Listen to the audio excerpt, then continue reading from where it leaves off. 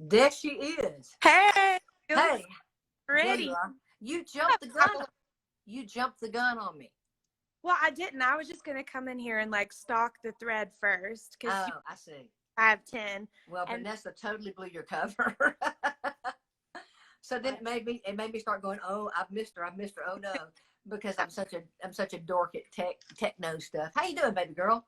I am so good. So the boys and I are out on the West Coast, and we got here last night. We drove 34 hours straight. Did you drive? Straight. We You, didn't. 34. You drove through. 5-hour shifts. I mean, telling And you what. I missed that road trip. Be very glad you missed it. How are you? I'm good. How you doing? You're a little tired after what'd you say, 34 hours? Yeah, and I'm usually on the East Coast time too, so today is a little bit of a blur, but Okay. out here just like change of scenery, love to come out, and we've been writing and making music in Tennessee since really this time last year. This is our back out, so we just need a little change of scenery, a little sunshine and beach. Yeah, and so speaking of Sunshine Beach and 34-hour road trips, I mean, typically you would hop the plane. I mean, yeah, you know what I'm saying? Yeah, and been there in like 4.5 hours. So talk to me.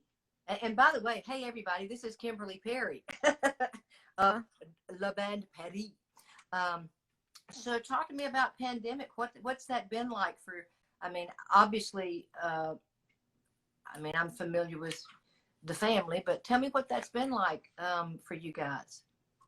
Well, I will say we are grateful because this was not a touring cycle year for us because we have making music. So we were grateful in the sense that we weren't, crewed up. We didn't have a bus on lease and those sorts of things for this year.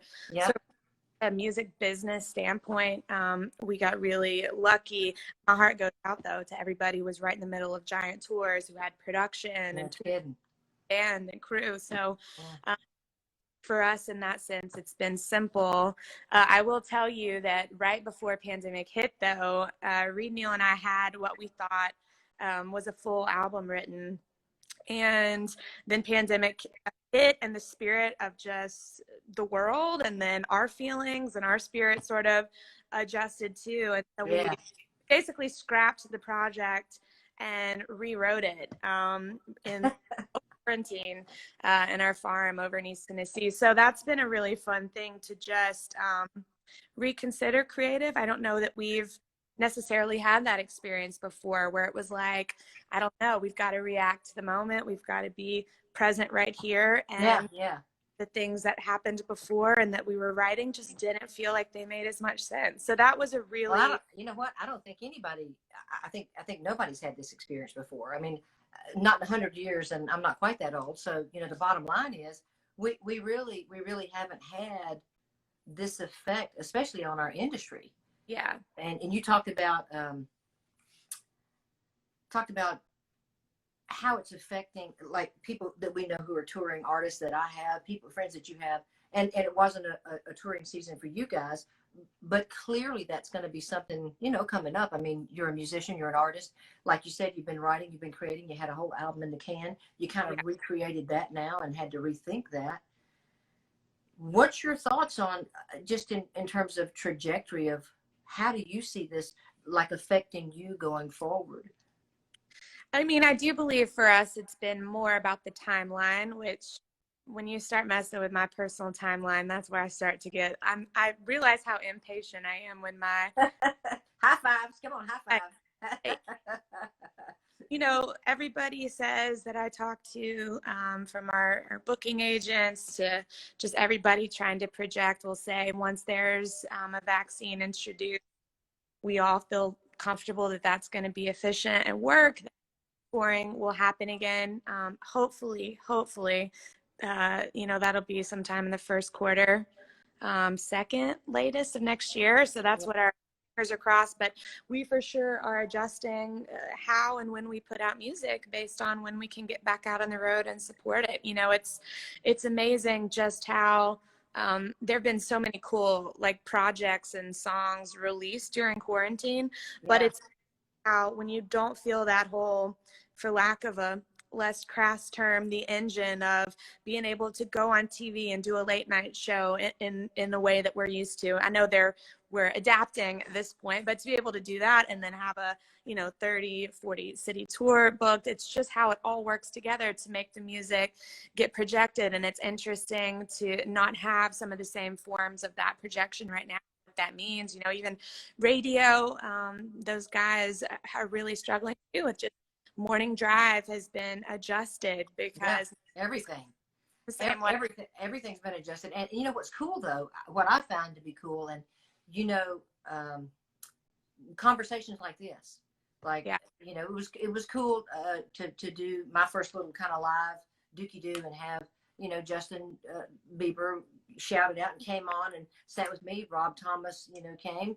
I know. I was wondering when I was going to get the invite. Well, but see, you're my first really announced person. Come on, man. But no, the truth of the matter is, it's about the conversations and sharing that. I think a lot of other people have had great platforms. I know Melissa Etheridge has one. There are lots of artists that have had different platforms where they're really sharing with their fans, and also just other people in the industry, because we're all kind of starving for that concert of being able to reach out and touch somebody, but only elbows and toes. We can't really touch anymore. Yeah. So music is so incredibly important in that connective tissue. And I know, your connective tissue has been very specifically, it's family. I mean, you're family to me. So let's get the obvious out of the way. Okay. So how long have we been working together really, truly? And by the way, tell your brothers, because I know that I know Neil's somewhere around. Tell him I said, hey, and I love him. If he wants to pipe by, if you can stand him, he can come on too. But go ahead. Tell everybody. I would love that, but then I would never get the phone. So you and I have known each other since I was 17. Yeah. So I wish that I could say that that's only been 5 years, but it has been 20 years. So I was 20 and you were a newborn. Okay? Exactly. Exactly. But, here's what's fun about that. And if you don't mind, I'm going to say this. You were at that point in time, and you're a Christian woman, but you were a Christian artist at that point. You were pursuing. Pardon? I had a proper record deal in CC. Right, as a Christian artist, right? And then I remember, the boys, I call them the boys, they're men now, but Need and Real. I do that all the time. Need and Neil. Do you really? The guys were in another band as little guys, and then the band Perry came into formation really after. I mean, I've been working with you for a couple of years. Yeah, I would say Band Perry probably didn't even happen until I was about 23 even, because so probably five years or so really after that. Yes, and we were only the Band Perry about 2 years before we got our record deal, meaning my first band I started when I was 15 and reading 8 and 10, and Eutychus. It was Eutychus. Yeah. And we would practice in our parents' living room, and it was sort of like the other guys in my band they didn't care. They just wanted to be outside playing basketball. But I remember even back then, we would take a break from band practice, and Reed and Neil would jump on the drums and the bass, and we were playing as the Band Perry a long time before we gave ourselves a name, and really were like, okay, we're in this together. I think in the early days it was more like they were a lot shorter than me, and so it just they were itty bitty with Beatle haircuts. That's what I remember. And so it took a long time to just sort of figure out what it needed to be, and really a lot of that came together around a project that we decided to record, an indie rock record. Right. A lot of people don't know this, before our country album, probably by nature, we were an indie rock band growing up, and well, you were always a rocker chick though. Well, that's because you introduced me to things like Sheryl Crow and Beth Hart. Yeah. She was more funky, but all of that really, helped shape who I wanted to be as a singer and ultimately in music. And so basically, Rita Neal and I made this indie rock record with some friends of ours. We'd been writing songs in Nashville, and and we had 2 weeks in the studio booked and recorded about 14 songs. In the last couple of days of those sessions, I went to a back room, and while they were doing overdubs, and wrote If I Die Young. And I was so excited, but I was also kind of bummed because it sounded completely different than else that we had just recorded. But we knew it was also more important than anything that we had just recorded. And so that's really when we took the step to go, okay, we've got this song. We have now what? Now we have to have a band. Need a band name. MySpace was big at the time, so I was like, well, we can't be the Perry Band because there's like 10 of those on MySpace. So split the 2 words and figured out how to start doing business around If I Die Young, which for us meant take everything you've ever done and throw it away because this is the song, and maybe you guys belong in country music. So talk about that for a second, because obviously that song will follow you literally into the grave. I'm sure they'll play it at your no, but the bottom line is it's such a great song, and you've written other great songs as well, mind you. You're a great songwriter, and I love you for that, and your brothers too. I give them both their praise in the process, because I've seen them develop into young men, and also as great musicians and vocalists and writers. So it's really about that song though, and all artists seemingly have one of those that kind of pitches them up, and I don't mean pitch, you know what I'm talking about, tease them up for that part of their career to kind of take off. And I Die Young was really the breaking point for you and for the band, period. Introduced you as that, okay, this is somebody to contend with now. But it's also that thing that typecast you a little bit, right? Talk to me about that, and also anything about the writing of that song. Like, where did that come from? Where did that come from for you as you guys were doing other stuff, and then all of a sudden here comes this greatness, really? Yeah. I think If I Die Young was the first song that I had ever written by myself. It took me a really long time to feel confident enough to just get everybody else, either co-writers who we were learning from, in Nashville and in Atlanta. I mean, we wrote a ton together too back then, and it took a long time for me to get confident enough to feel like I could write a song by myself. And so even with that If I Die Young, I remember having about like a verse and a chorus maybe written, and I played it for my mom. She was in those sessions, and just like we were so young back then, she would like, shout out to Miss Marie. And I remember she just said, hey, you need to go back, you need to go finish that right by yourself. And I was like, no, I'm going to take it into my next session in Nashville. And she was just like, no, I really feel like you need to go finish this one by yourself. And so that's what I did. And I felt like it was the perfect moment about being available to just the channel, if you will. I definitely felt like that song was meant to be here. And it felt like it was my purpose to get to write that one. But as we talk about from a spiritual and a creative standpoint, I mean, we definitely have to be available and open to those moments where we're the chosen one to be the channel for that thing that needs to be here on the planet. And the true inspiration, the true part of that. Yeah, and I think availability to me in that moment meant coming from just choosing to be confident that I was supposed to be the one to put pen to paper on that song, but also just to really listen from a spiritual standpoint and be open to not necessarily having my own agenda, either in song or in career. I think that letting go of certain expectations, you can have intentions, but not get caught up in expectations. And so I think to me, I'm even trying to remind myself of that psyche these days, because as we get older and we've been in the walk of music for so long, and you almost know so much about it, like If I Die Young came a lot out of naivety. So at this point, it's like, how do I choose naivety? How do I choose intention and presence and openness versus like trying to force my way with a particular creative or what's going to happen with a particular song, trying to get back in that space of even being more open. So you said something really important about, the spirit part of that, and not to belabor the point, but to belabor the point. Because I deal with this too, but having lived my life and made some, some turns and really finding my grounding in my faith. This is not a faith-based industry, and being a Christian or being faith-based period in the industry, being in the world and not of the world. Right.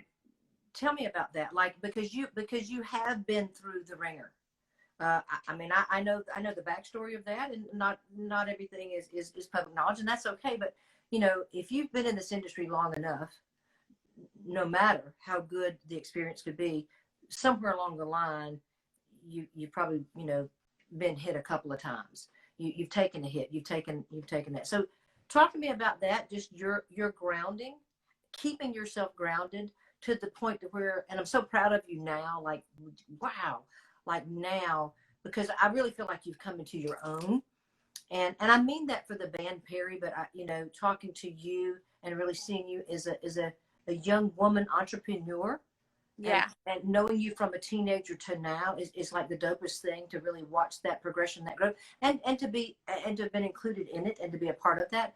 Talk to me about that, though, about really keeping your balance, because it's hard. Yeah, and I want for people to understand, the artists that are watching and the people who respect you and love you and love the band, but also to know what it really takes to be able to continue and to come back around, and then to be creative and to be open to the things that you just said. Yes. And it really is a balance that I feel like, you and I talk a lot about. I think there's a few elements that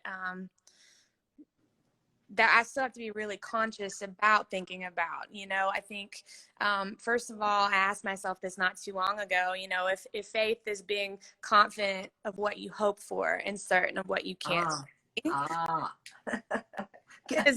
High five again. Boom, boom. Okay, yep. What are you putting your hope in? Yeah.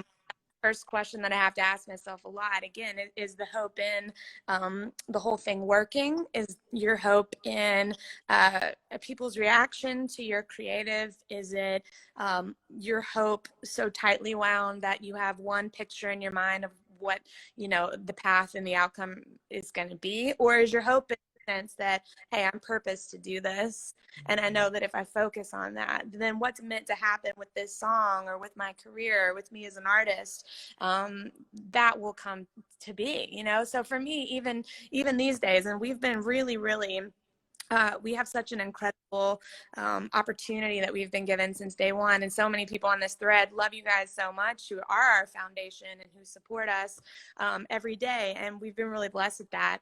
But even still, I have to go, okay, but what am I putting my hopes in? It's funny for me as a singer, as a melody writer, you can always tell in a melody that I've written where my hopes are lying. Like if I'm feeling really hopeful and encouraged, even for the possibility of something that hasn't happened yet, whether it's love or love. If my hope is in those sorts of things, you can instantly hear it in my melody. And so just to bring that back to, a spiritual mindset, to me, it's about not misplacing what that hope is in. And also making sure that I guard that above anything else as a creative. Yeah. And then the other side of it is, and then also know that it's important to stand up for yourself and to have boundaries and to have the confidence to say no, I think by nature, I'm like a people pleaser. I really like for people to be happy with who I am and my work and what I do. But you also have to understand that not everybody's going to vibe with that or feel like a particular path that in your gut is the right one for you. They may or may not feel like that. They don't see it, because they're not looking at it from your eyes. And a lot of times, if we're talking about faith eyes, there's spiritual faith, but there's also just like so few people have faith in each other in this business, and it's very, what have you done?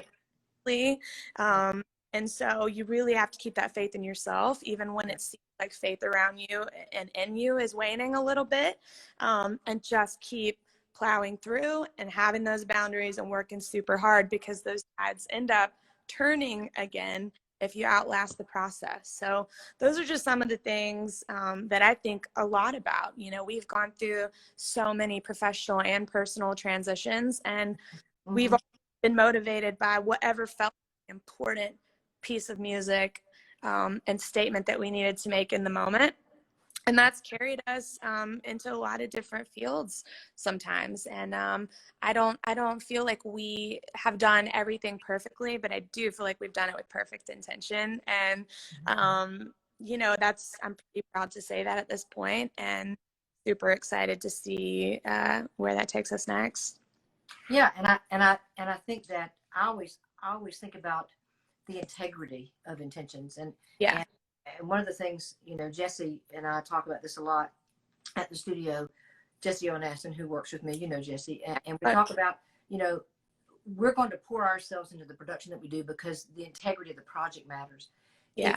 If it's a Kimberly Perry who comes in and you've been in the studio, we've cut vocals, you know, with you guys, or if it's somebody, it's their first time in the studio, and we get to see that too. But for the process to be integrous for them to be able to walk out and feel the same way that you're talking about, to feel like they fulfilled their purpose while they were there, even though it was the first time they walked into the booth. Yeah, I think that's important. I think integrity is important. I think honesty is important. And I also agree with you about boundaries. Having, you know, lived my life somewhat in reckless abandon without boundaries, I had to learn about that. And it's the most important thing for me as a person, but also, you know, just in the business. It really taught me a lot about how to continue to do business and to maintain the truth of who I am in it. Right. Without thinking that I think a lot of artists fall prey to that. They feel like they're pressured, or they have to do this, or they have to do what somebody else says, and they end up losing themselves. Right. I'm really proud of you for kind of staying the course, and your course is kind of, it's taken some changes, and you deserve the opportunity to switch things up and to move around and to try new ground, but you've maintained your truth. And I think that's really, I think it's cool, and I also think it's incredibly important. Well, you know, the funny thing, I think about this a lot. I actually talked to Neil about it last week. The funny thing with purpose is this: it gives you responsibility. You know, if you don't really understand, and again, purpose there's life purpose, but then there's also like for the next season, what's the purpose of why I'm here right now? I think it gives you a certain responsibility to yourself and to other people. And so I think really keeping that front and center is really, really important. And to be able to ask yourself, wait, why am I here right now in this time in 2020 in the middle of a pandemic as an artist? You know?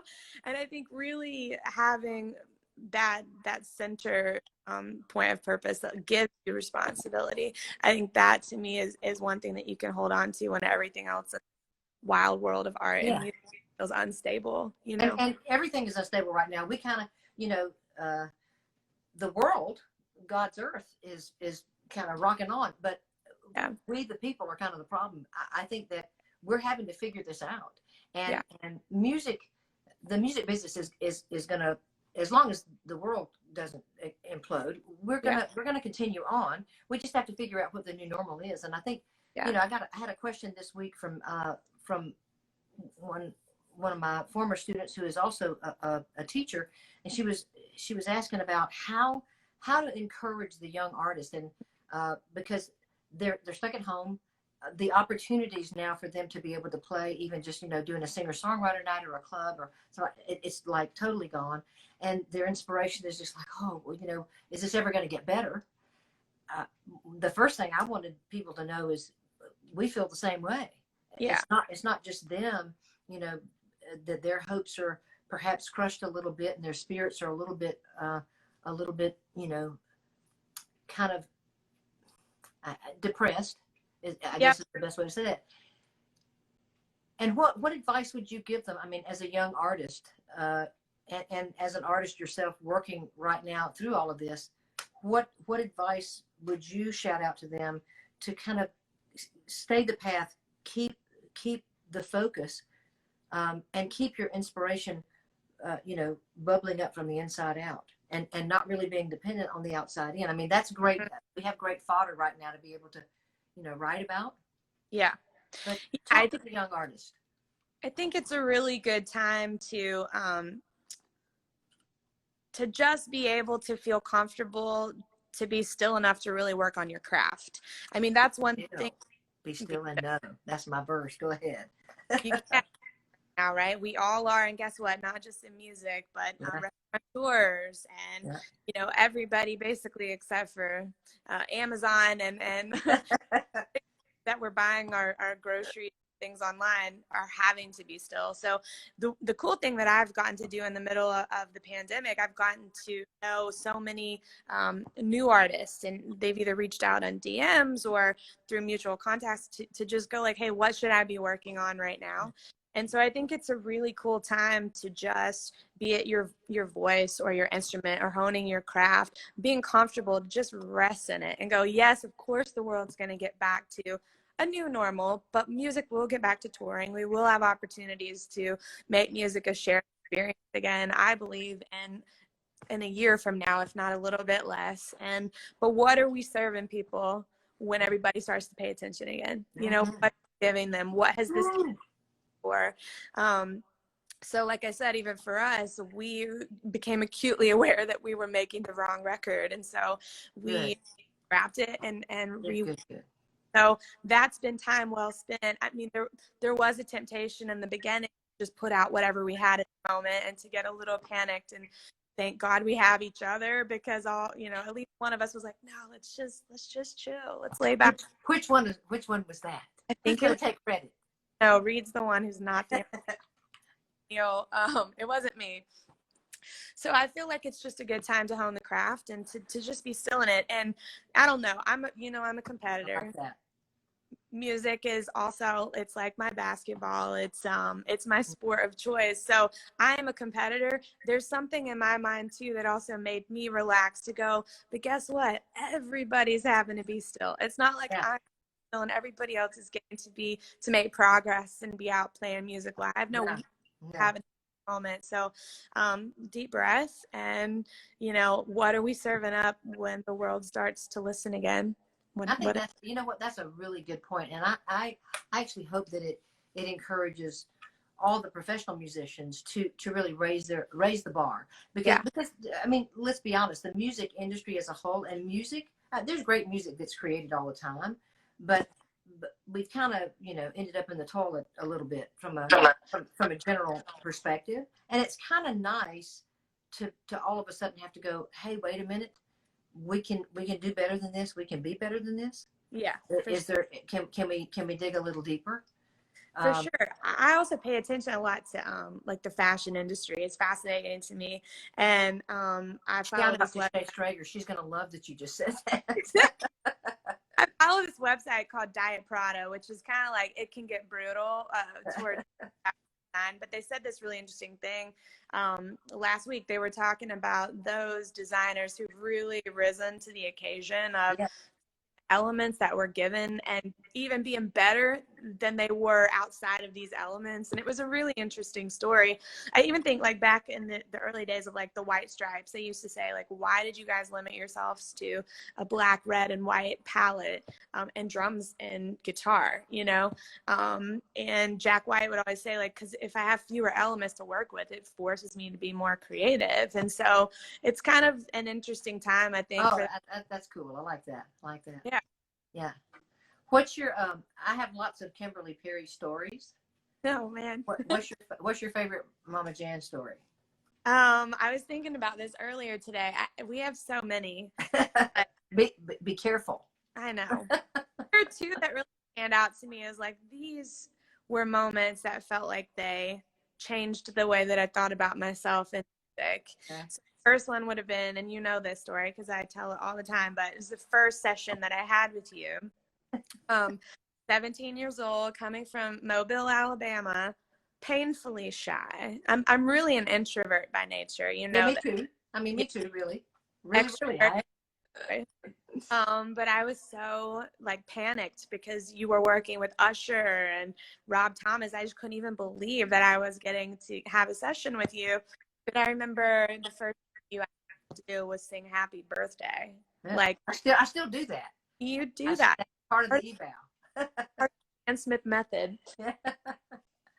And to do it a cappella. And I just remember being terrified. And I think your comment to me was like, wow, you're pretty much the most basic singer I've ever heard, but I think there's some soul in you somewhere. You were vanilla. Vanilla. So hang on. So short story to back up from there. I got this phone call from a guy named Steve Perry. Well, growing up, you know, in the Woodstock era, I'm thinking Journey, right? Of course. And Steve Perry called because I didn't know that Steve Perry had a daughter, but anyhow, Steve Perry called and wanted me to see his daughter. So I'm calling this guy back, right? Thinking I'm going to be talking to Steve Perry of Journey, and that's your dad. Your dad's name is, and that was a total fun. It was a fun lesson for me, but it was also a cool thing, you know? So you had the precedent. Lesson, right? Because you had to call Steve Perry back. I know. Go ahead. Okay, I'm sorry. I love that. And then I remember a day, probably not too long after that, but we came in on, well, I have two. Okay, I have two. This one was like a musically inspiring one. I did come in on like a weekend. A lot of times we would come from Mobile on like a Saturday. Yeah. And I remember one day you did give me those 3 records. You gave me, was it Tuesday Night Music Club, Sheryl Crow? It was Beth Hart, Screaming for My Supper. Great album. I don't remember the name of Nick Acosta's, but it was that album with everybody's got their song. Yeah. And so you were like, you need to go find your voice, start with these. And I'll never forget, I played Screaming for My Supper first by Beth Hart, that first track. And she does vocal lick at the very beginning, like first 8. And I was like, that. I want to be that. Profound thing, because I don't know that anybody, I found music, you know, as a kid, I like would just, it was basically like peer to peer, you know what I mean? Like all my friends, we would either like make mixtapes for each other or whatnot, but there had not been anybody in music so far bring me things that weren't on like a top 40 radio and playing on the radio. So, that stuff was really inspirational to me. And I remember I would just sit there and try to figure out all of their vocal licks and how they did, you know, all these little flips and turns. And that, I mean, that really did set and chart the course for who I became as a singer with those 3 records. So thank you for inspiring, opening up. Thanks for listening. Thanks for listening. I got one more. And then, okay, all right. Okay, we were going to meet on a Saturday up at your office, and you were, nobody's going to be here. It doesn't matter. And I was like, well, Mama Jane, I just kind of like sweats, and it was pouring rain. I'm talking rain and cats and dogs outside. And you were like, yeah, just me, no big deal. Do you remember that? Yes. Okay. So I like looked awful. No makeup. Walking from the car to inside just looked like I had gone for a swim. It was just like nasty. But I was like, it's Mama Jan. She doesn't care. Walk into your lobby. Wait a minute. It's Mama Jan. She doesn't. You'll love me despite. Anyway, and so the office door was closed and there was a woman sitting out in the lobby, and I was like, maybe she just had like another student just come last minute, whatever. Didn't think too much about it. Door opens 10 minutes later. You walk out with Usher. Right. And that's how I got to meet Usher. Right. Like, and he wasn't scheduled. When I scheduled you, he wasn't scheduled. You still could have shot the text message up a little bit because Usher's in my office, but he was one of the like first big artists that I got to meet, and it was right there in your lobby, and that was it was a special day, but I was humiliated. And now your platinum records are right across the same corner in the studio that none of us are in right now because we're all quarantined. Hey, listen, couple of questions for you, just because we're getting, I mean, people are being very kind and they're listening to, you know, our conversation, our rhetoric. But I want to be true to a couple of things as far as the Q&A. Talk about what's the biggest thing you've struggled with your voice? Ooh. Well, you probably know this even better than me. I think for me, it has been, okay, well, what would you say? I would say for me, sometimes on the road, it's been about stamina. Because I was going to say endurance, which is, you know, tough. And you know what? I'd say that, and I would say pacing, because you're an all or nothing girl. And I love that about you. But when you're doing 90-minute shows, headline, I mean, when you guys, you know, really hit your stride, and you were doing 90-minute shows, and you were the lead, you're the feature, night after night after night, man, it's a tough thing. Yeah. It's a tough and not just for you, it's tough. Pacing those great racehorses, I always say, is a real special kind of talent and jockeying thing that you have to learn. That to me would have been the biggest issue I think you had. Yeah, and I oversang for so many years. Honestly, did a project called Coordinates over the last couple years, and we did 2 tours on that. I don't think I understood pacing and like holding those reins back, as you said, until that tour. And mostly because you did good on that tour, and the rehearsals for that, I think you learned, you kind of got your bearings on that. Right. It is super hard for me though. I mean, right before I go out on stage, I'm having to, we did the thing where you taught me to like take a deep breath and then let out little spurts of air like every 5 to 10 seconds, because it's my heart rate down. I have so much adrenaline right before going out to perform. And so for me, either like jumping jacks or anything to blow off some steam. Right. Get centered, because I'm not just like a Zen performer by nature. I'm all hype. I'm like chomping at the bit. Yeah. So that's been the greatest struggle and the hardest thing to learn. But the easy techniques that we talked about, even I'm sure you've shared with these guys from time to time, like the straw technique, which I know is dealing with my breathing, but it also calms me down, where I just get like a glass of water and I'll do scales or even hum a song or two while blowing bubbles. It just helps my voice kind of like unclench, relax, and get ready. And that's kind of a favorite. It's a great exercise because it's doing things physiologically that you don't really know is happening, but it does relax all the scalenes in your throat, and it does help to regulate your compression, your breathing, and it also regulates your heartbeat. So all of those things go into being able to stabilize your voice.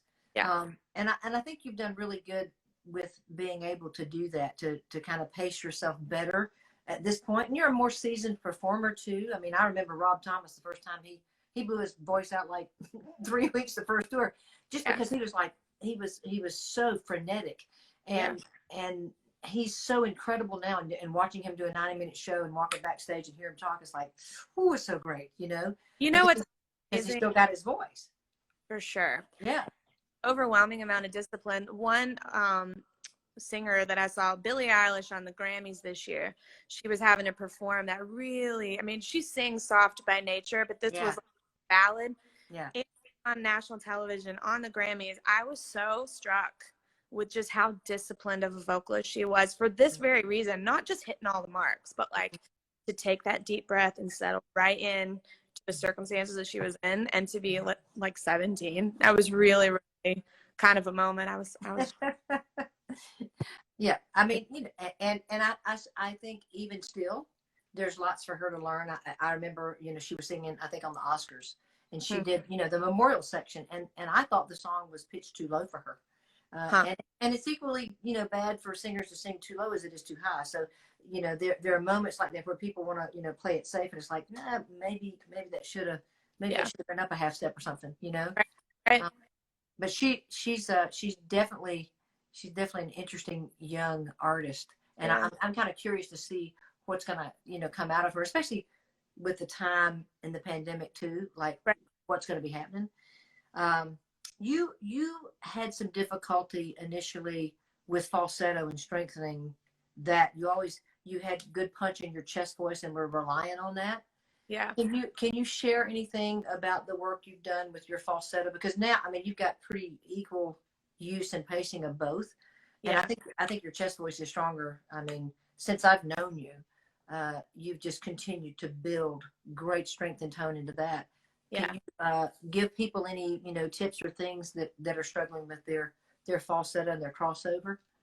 Yeah, I mean, for me, I remember in the earliest days, and as I worked through that, you getting me to make embarrassing noises, whether it was like mimicking bird sounds or just kind of noodling around in a key of a song, quietly, not at like full capacity, because we're falsetto, that was probably like way too high, you know, and just to try to open it up first.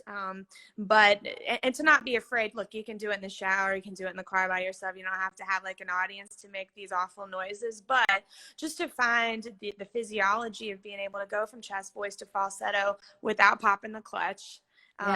Making it, and it really is just about noodling, you know, up in that register. And the other thing that for me was pretty life-changing vocally was when we worked on, I have, you know, the two paces of falsetto. So for me, I have a lot of air in my voice. Right. So I sort of like, you know, whisper bell tones. That's actually probably not the right tone because that's like super, I don't have those. I'm not Mariah Carey, but I can either. Hey, Mariah Carey's not Kimberly Perry. Come on. Oh, Dallas. I can put a lot of air in my falsetto, or there's the metallic falsetto. Yeah, overdrive. We call that the overdrive falsetto. Yeah.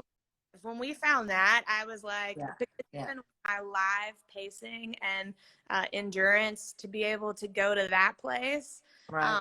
Has just saved my voice. And it's a, you know, it's a stylistic color, but it's also just great for the health of my voice. So being able to find the difference between the breathier falsetto and the overdrive, and be able to, I think overdrive changed.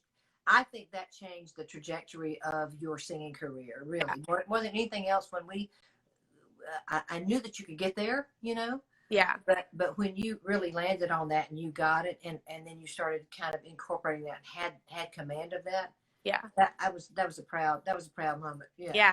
That's probably the biggest, the thing that made the big difference. I agree. Yeah, that's cool. So a lot of people want to know, you'll love this question. At what point should artists begin to work with management? Well, you know, it's funny. There's so many. Never. Oh, no, okay. Never.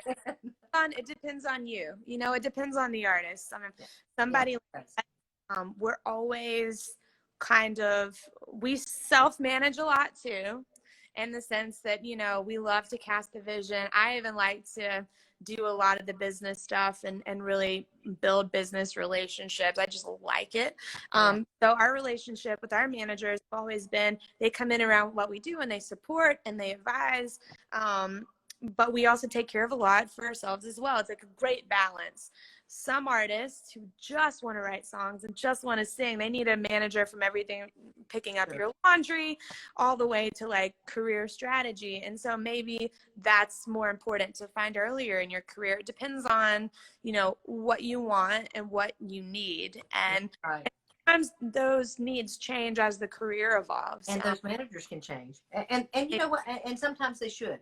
I mean, I think that, you know, participating in management for me has been sometimes helping people get where they needed to go, knowing full well that that was not really my role, but to help them get to where they needed to get, to where the people who needed to tend to them could then get on board, you know. And I think also artists do change, and they have the right to change out. It's hard sometimes because I think young artists always want a manager. It's like, I gotta have a manager. It's like, no, managers have to have something to manage. And usually if that's an economic statement, they're going to make their money off of your money. If you're not generating income, then it's kind of not time yet, you know? Right. Yeah. Just that there is unless it's your friend, who, by the way, sometimes friends can grow up right with you and learn the business, and they're as passionate about learning that as you are. Right. Those are really special relationships. But I always think about this for young artists. If it's just like a professional manager, sometime that wants to work with you because they don't want anybody else to, I think sometimes you have to be mindful of that. But know that there is a timeline at that point, that there's a clock that's ticking to go, okay, I'm investing my time into this young artist. They have a timeline in mind when they want to start to see that pay. I think, you know, being able to not do that too early is important. And like we said, know what you need in a moment. We are with Crush Management right now, and they're just amazing people. And we ended up going with Crush because they were the perfect balance of really like championing our ideas, but also giving us tough love. But giving us tough love in a way that it was like, I know that I can trust you. I know you're doing this not to just make a point, but because you feel like it's what's best for me, because you have a bird's eye view. And that's a perfect marriage for us with management. So I think it's just knowing what you do when that's also a really important thing. I think that if a manager is not honest, if they can't be honest with the talent, because artists begin to, what is it? It's my charger. Sorry. Oh, you're dying on me. Stop. So no, when artists, when their careers change and the demands for the time become something else, and their celebrity begins to climb, sometimes it takes somebody to go, yo, hey, wait a minute. Let's rethink this, because there's a whole lot of other people talking to artists. Right. I think that you've done really good to maintain your balance and all of that, and to make good decisions, for the most part, with what you guys have needed at the time with your management. I like the people you're working with now. Yeah. I mean, probably better than anybody. I like the place that you're at, I guess is what I'm trying to say. So I like the team that's been assembled, and really grateful to be, part of the family, part of the team still. That means everything to me, and the longevity of that, but to continue to really be able to pour into you at this point in your career. What do you think is the most common error that singers make? And with, specifically in your case, what do you think was the most common error for you? Error. I mean, mine is still probably back to over-singing live. I do agree with you when it comes to choosing keys for songs, and how choosing lower keys can be both stylistically and just impact on the voice as difficult as a high key. So for me, I know I'm always like searching for that sweet spot. And even on some of our recordings, I don't know that we always have found the sweet spot. So to me, like really taking great care, be it something you're going to record or perform live, with the key. We talk about if it's too low, like sinking down into the boots and down into the, the gravel zone. Yeah, the fry zone. And really, taking time to find the perfect spot for that. I feel like both in our recorded music and live music, sometimes I haven't made the best choice there. That and endurance probably for me have been what I would say as far as mistakes. And look, they're all just like learning experiences. You get better and better every year. But as far as thinking through those two things, that's what I spend a lot of time doing these days. Yeah. So you've been very gracious to take your time to do this, and I know the guys are there with you, and tell them I said thank you for being supportive too. And but any parting shots for the big question everybody's like, oh my God, where's the new music? And so to answer that question, and I'll answer it for you. Yes, there's new music is coming always, because Kimberly and the boys are artists, and so you can anticipate that, and just know that the next iteration of who they are will be forthcoming, and they will inform you of that when they're ready to. So how's that? Is that a good answer? Yeah, that's really good. I mean, just the only reason it's not out yet, we want to be able to tour around this music, because I do feel like it's a really important thing to be able to share that together. And I want you to tour again too, because I need a road trip. Yeah, no, come on. But we're super excited about it. It is been a real joy and honor to be making this body of work. And I have a feeling that fans since day one to fans right now are really going to be proud of this work and really love it. So we're chomping at the bit, but we just need the world to open. And it will open back up. That's all right. I'm gonna let you jump off, because I know you got things to do, and I know you're tired. So I hope that you rest up good. I'm gonna answer a few vocal questions and jump off myself. Thank you. I appreciate you. You know I love you, and you guys take care. Hug your brother, since you're one of the only people that can right now. I will. And I'll catch back up with you when you hit East Coast. Okay. Thanks for the invite. Love you long time. Love you, baby. Okay.